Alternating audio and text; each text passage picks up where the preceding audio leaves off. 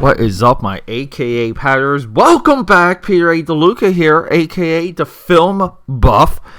We're wrapping up the 31 Days of Dread. Last night, it felt so good to finally get the final horror movie of the 31 Days of Dread out to you.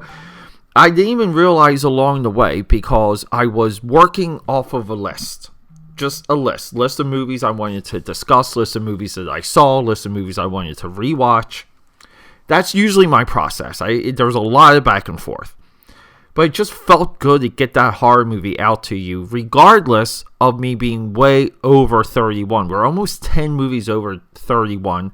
Overall, this might be the 42nd or 43rd episode of the 31 Days of Dread for 2022. I'm not going to review all the movies. I'm not going to stack them for you. I'm not going to give you best and this most liked and most disliked. But I will say this, and I have to say it. We opened with two movies that just got maligned, that got trashed. The internet deemed both of these movies meaningless. And I've revisited both of these movies since I spoke about them. Halloween Ends and The Munsters. Both of these movies are visions. They're ideas. They're executed. They are fun to watch. Munsters is fun-y to watch. But the internet wanted to be the overbearing critic. The internet wanted to tell us what to like and what not to like. Usually when I get that type of heat going into a movie, I just get angry. I immediately start thinking the movie is better than what it is. But we did open with Black Phone and X, two movies that the internet loved, that we loved. Along the way, we watched Barbarian. Barbarian, somewhat overrated. We spoke about Scream 5, overrated. We spoke about Studio 666, underrated. We spoke about Fresh, completely forgotten. But then we went back to what the internet says we're supposed to love and hate. Wednesday, loved it. The internet says we loved it. Pearl, loved it. Pearl really got snubbed this year with the Oscars. Smile.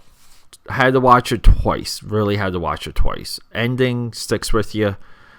Everything else maybe can go. Nope. We were supposed to hate Nope. Nope is one of the absolute most imaginative films I've seen in a long time. Nope just had the balls to show us something new. I respect it so much for that. The Menu lived up to the hype. We discovered House of Darkness. Piggy lived up to the hype. We discovered Significant Other. We discovered Sick. And Megan, the movie that we're supposed to love, we loved. This should encapsulate a lot of my direction and a lot of my ideas and vision, my self-vision for this podcast. We're supposed to be going into every single movie ever made. I'm supposed to discuss with you every single movie I've ever saw or seen. And we're also supposed to highlight what's coming up on streaming, what's available on streaming, what's new, what's surrounding what's new. For example, Creed 3. That's the hot movie right now. But let's talk about Creed 1, 2, and 3 and Rocky 1 through 6. Should we do a retrospective on the Rocky Balboa character? Stuff like that. Vengeance is a movie I wanted to sit down and talk to you about. Emily is a Criminal is another one. There's some mid-level, what you would want to call dark dramas or dark comedy dramas, with a little bit of a slant towards humor.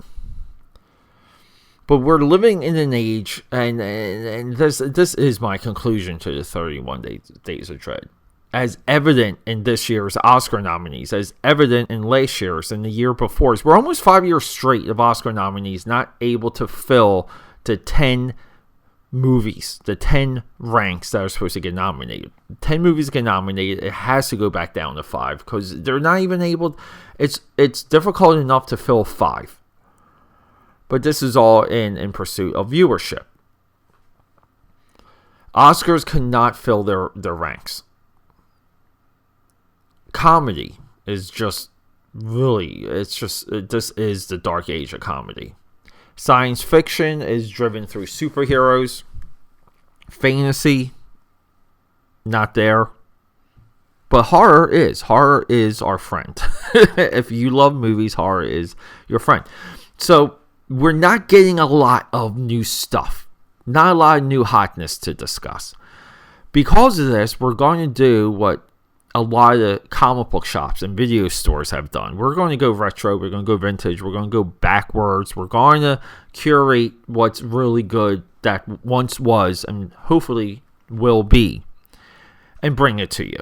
You walk into a comic shop. The best comic shops have the best back issues. Nothing is happening new on stands, and this is how we're getting together our programming here. We're taking a lesson from multiple media marketplaces that we're seeing. I'm sure there's surprising streaming numbers of old movies that get rediscovered that we just don't know yet. We just don't hear about it. That doesn't mean it's not happening, but that doesn't necessarily mean it is also.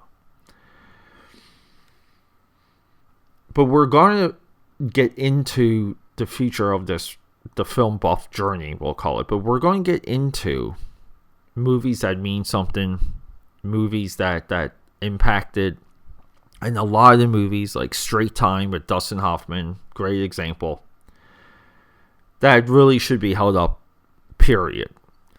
We're going to analyze franchises and ideas that have permeated through cinema, something like Peter Pan.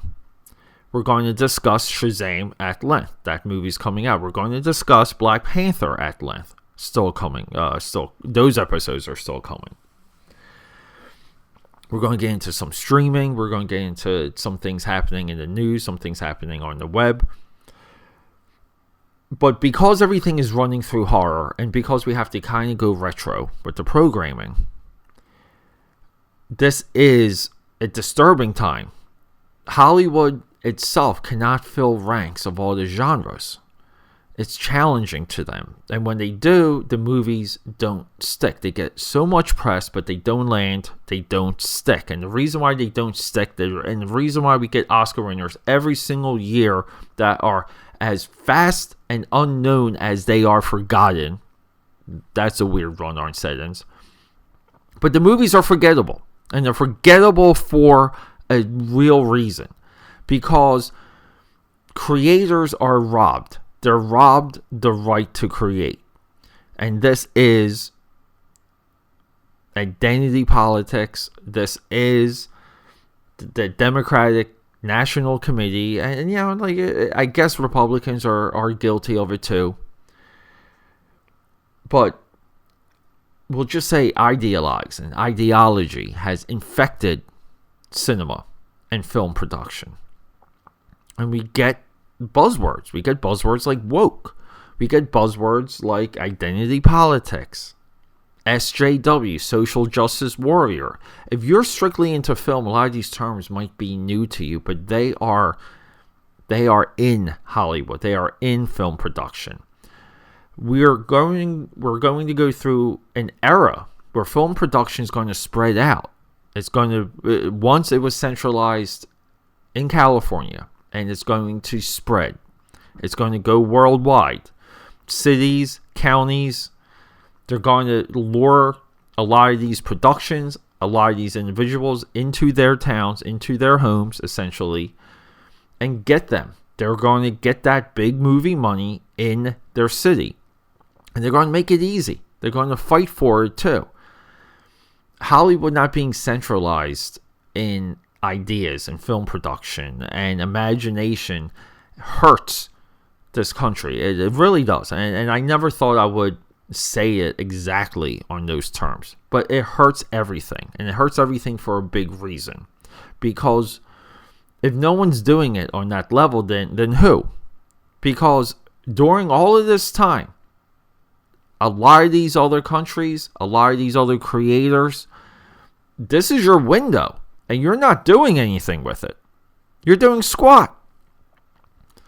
So it does lie on America.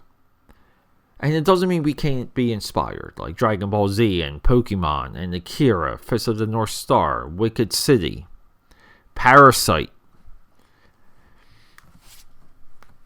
But the 31 Days of Dread defined that this year for all of us. It defined that American cinema runs through horror. And it's not changing anytime soon.